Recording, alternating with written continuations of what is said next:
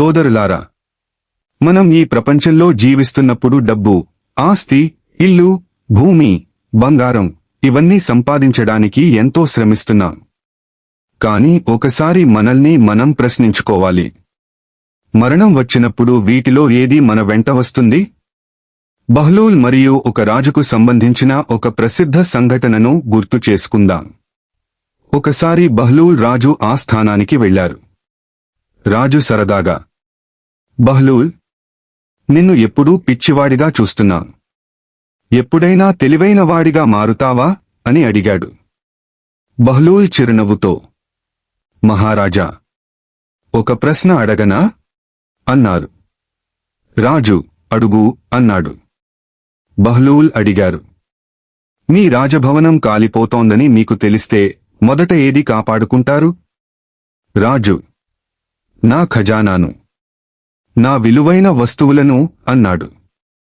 అప్పుడు బహ్లూల్ ఒక గొప్ప ప్రశ్న వేశారు. మహారాజా, మరణదూత మీ ముందుకు వచ్చి మీ ప్రాణాన్ని తీసుకెళ్లడానికి వచ్చినప్పుడు ఆ ఖజానాను కూడా మీతో పాటు తీసుకెళ్లగలరా? రాజు మౌనంగా ఉండిపోయాడు.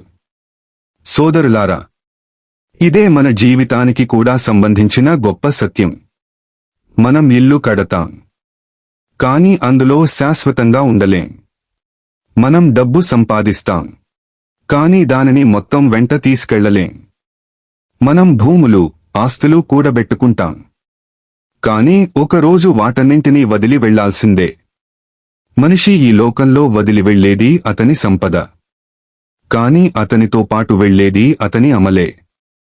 అందుకే మనం ఆలోచించాలి, నేను ఎంత సంపాదించాను అనే ప్రశ్న కంటే నేను ఆ సంపదను ఎలా సంపాదించాను అనేది ముఖ్యమైనది.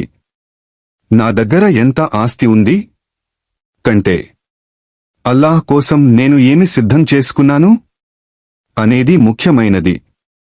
సోదరులారా, మనకు తెలియదు మన చివరి రోజు ఎప్పుడు వస్తుందో. మన చివరి నమాజేదో మనకు తెలియదు.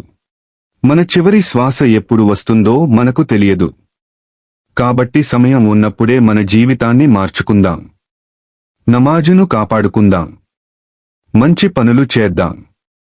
పేదలకు సహాయం చేద్దాం. తల్లిదండ్రులను గౌరవిద్దాం. ప్రజల హక్కులను కాపాడుదాం. అల్లాహ్ను ఎక్కువగా స్మరించుకుందాం.